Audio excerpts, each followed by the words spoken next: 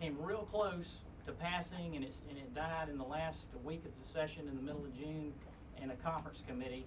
So we had to try again this year. And Robert Murphy from the Veterans Center here, he went to Columbia multiple times. And on our delegation, every single member of our delegation played a critical role. The bill started in the Senate, it went to the Senate Education Committee, and it went to the subcommittee that Senator Setzler chaired. And it took his leadership to get it through the hurdles. It had some opposition initially, and Senator Setzler guided it through the subcommittee and the committee process and got it to the Senate floor. Senator Massey was a floor leader on the bill on the Senate floor, and then it went to the House. And coincidentally, it went to the House Education Committee, where it was assigned to a subcommittee chaired by Aiken's Bill Taylor.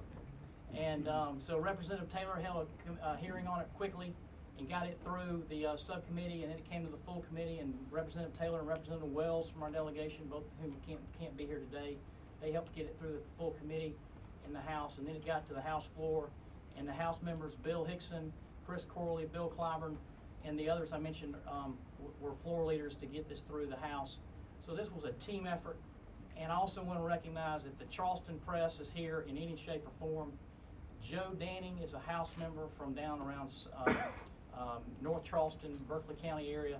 Joe Danning had worked on similar legislation for at least 3 years in the House. He had a similar bill. It just happened that the Senate passed this bill and the House passed this bill, but I want to mention him and all the work that he did. And anyway, I hope I haven't left anybody out, but the last thing I want to say is I just want to thank the governor for accepting the invitation to come here today. Of all the places she could have gone to sign this legislation, she chose to come to Aiken, to USC Aiken, and the Veterans Success Center, and we thank you very much.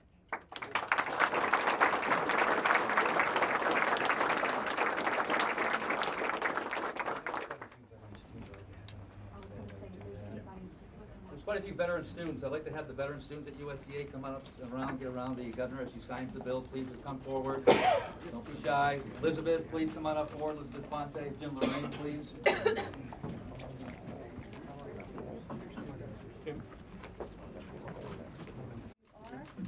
Thank you very much. Congratulations. Thank you. I want to certainly, we came here because USC Aiken has been known for a long time for how they take care of their veterans and how they support veterans through student services. So Mr. Murphy, congratulations. And all I have heard through this entire press conference is about Jim. Jim, where are you? So clearly you deserve a pin. So thank you very much. Another great day in South Carolina. Thank you everybody for being here today.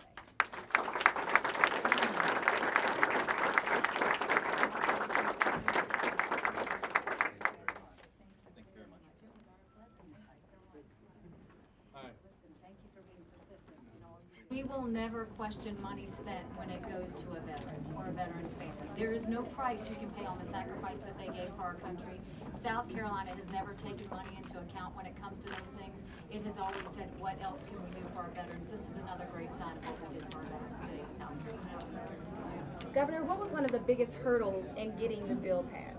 I think anytime there's a bill there, you have to convince people why. And by nature, and we want legislators to be like this, they always want to say, should we be spending this money? And I think that credit goes to Senator Young and all of the members of the House and Senate who said, you know what, this shouldn't be about money. This should be about the fact that a veteran, no matter where they live, should feel like they're at home in South Carolina. And I think they did that. And I think a lot of credit goes to the House and Senate for not letting this be a major issue and for saying, let's not wait any longer, let's get it done.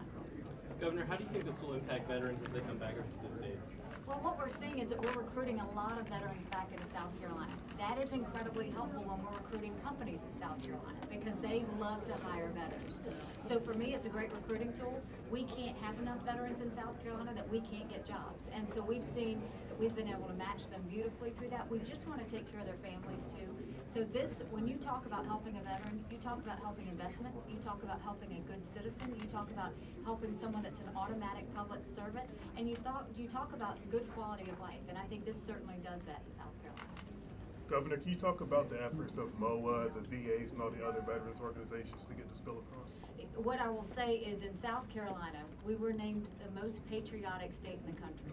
Look at all of the organizations that come together to make this happen. And we don't ever just pass one or two bills and say we're done. every year we're asking the question of what have we done for our veterans today? What else can we do for our veterans? Through all of these other organizations and there's multiple organizations throughout South Carolina that help and assist our veterans. They're the ones that help us decide what a priority is, what we should be working on. And so through that, we've made sure that when veterans or military members come into the state, we make sure that their spouses' certifications transfer easily. We make sure that school transfers happen very easily. So we try and do it not just for the person that's serving, we try and do it for their family members too. And so I expect next year we will be looking at more veterans bills saying what else can South Carolina do to thank our military.